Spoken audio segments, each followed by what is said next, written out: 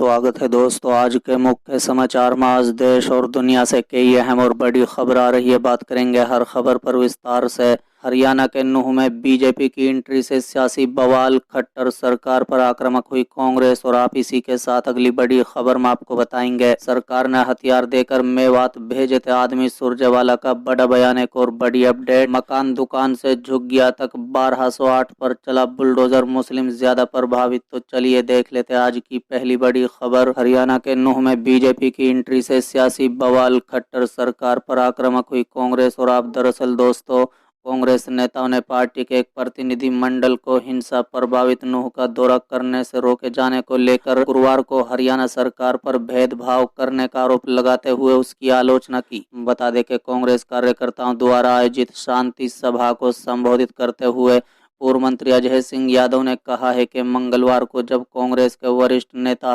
पीड़ितों का हाल जानने के लिए नूंह जा रहे थे तो उन्हें रोक दिया गया, लेकिन कल भारतीय जनता पार्टी यानी बीजेपी के नेता वहां गए, उन्हें एंट्री मिल गई। उनके लिए कोई नियम कानून नहीं है। बता दें, कांग्रेस की हरियाणा इकाई के 10 सदस्य प्रतिनिधि मंडल को मंगलवार को पुलिस ने क्षेत्र में कर्फ्यू और सुरक्षा चिंताओं का हवाला देते हुए नूंह में प्रवेश करने से रोक दिया था।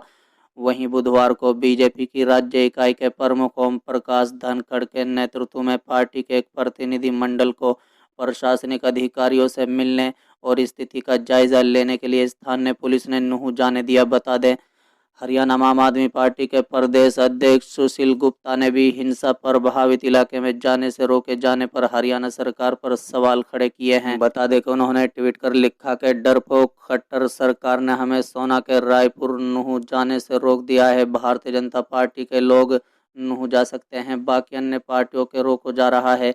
ये साफ दर्शाता है कि सरकार कुछ छिपाना चाह रही है। नागरिकों की सुरक्षा के लिए पुलिस नहीं है। इस खट्टर सरकार के पास हमें रोकने के लिए पूरी फोर्स है। हम पीड़ित परिवारों से मिलना चाहते हैं ताकि उन सभी का कानून व्यवस्था पर भरोसा बना रहे। मनोहर जी तो खुलेआम कह चुके हैं कि हम नागरिकों की सुरक्षा नहीं दे सकते। ऐसे में किसी न किसी को तो ये जिम्मेदारी उठानी पड़ेगी। चलिए अगली खबर, सरकार ने हथियार देकर मेवात भेजे थे आदमी, सुरजेवाला का बड़ा बयान। दरअसल दोस्तों, राज्यसभा सदस्य रणदीप सुरजेवाला ने कहा है कि सरकार ने दंगा करवाने के लिए हथियार देकर आदमी मेवात भेजे थे।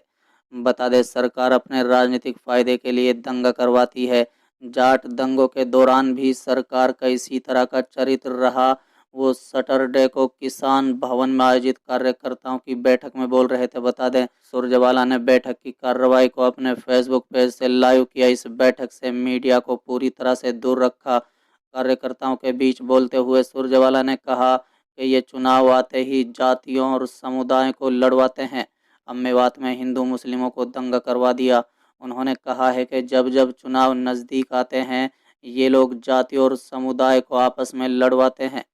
अगला झगड़ा ये सिखों को लेकर करवाने वाले हैं। इसके बाद अनुसूचित जाति के लोगों को निशाना बनाएंगे। बता दें, रणदीप सिंह सुरजेवाला ने कार्यकर्ताओं का आह्वान किया कि समाज को परेशान लोगों के साथ खड़ा होना चाहिए। इसी को लेकर 13 अगस्त को कैथल में और 21 अगस्त को भिवानी में बड़ा प्रदर्शन रखा गया है। साथ ही सुरजेवाला ने कहा है कि कैथल में पार्टी महासचिव कुमारी शैलजा, किरण चौधरी सहित पार्टी के कई बड़े नेताओं को भी शामिल होने के लिए आमंत्रित किया गया है। यहां से प्रदेश स्तर आंदोलन की शुरुआत की जाएगी। इसमें प्रमुख रूप से पार्टी आईडी और पार्टी टैक्स लगाने, शहर और गांव में बुजुर्गों की पेंशन काटने, नई पेंशन नहीं बनने, बीपीएल के राशन कार्ड काटने और नहीं बनाने का मुद्दा रखा गया है। कैथल में 13 अगस्त को रखे गए प्रदर्शन में सुरजेवाला ने प्रतियोग कार्यकर्ता को अपने साथ 10-10 लोगों को लाने का लक्ष्य रखा। उन्होंने कहा है कि असेंबली चुनाव लड़ने की तैयारियां कर रहे नेताओं को 1-1 हजार लोगों के साथ लेकर आना है। अगर वो इतना भी नहीं कर सकते तो चुनाव कैसे लड़ पाएंगे। इसके अतिरिक्त मंच पर चढ़ने वाले नेताओं को उन्होंने 100 कार्यकर्ता लाने का टारगेट दिया है। बता दें कि रणदीप ने कहा है कि 13 अगस्त संडे को सुबह 9:30 बजे से 10:30 बजे तक भाई उदय सिंह किले पर जलसा होगा। उसके बाद प्रदर्शन करते हुए पैदल निकलेंगे। चलिए अगली खबर, मकान दुकान से झुग्गिया तक 1208 पर चला बुलडोजर, मुस्लिम ज्यादा प्रभावित। दरअसल दोस्तों, नूंह में भड़की हिंसा के बाद हरियाणा सरकार ने उपद्रवियों पर एक्शन लेते हुए उनके अवैध निर्माण पर बुलडोजर चलाया। सरकार ने 5 दिन में नूह जिला के 11 शहरों और बस्तियों के 1208 इमारतें और अन्य संरचनाएं ध्वस्त कर दी। बता दें जो ज्यादातर मुसलमानों के स्वामित्व वाली थी। सरकार ने दावा किया है कि 37 साइट से 72.1 एकड़ जमीन को खाली कराया है। 31 जुलाई को जिले में भड़की सांप्रदायिक हिंसा में 6 लोगों की मौत जबकि 88 घायल हो गए थे। मामले की जानकारी रखने वाले 2 लोगों द्वारा अलग अलग संख्या की पुष्टि की गई। बता दें एचडी संवाददाताओं ने क्षेत्र का दौरा करके क्रैश चेक किया। जिस भी स्थान का दौरा किया वहां संपत्ति मुसलमानों के स्वामित्व वाली पाई गई।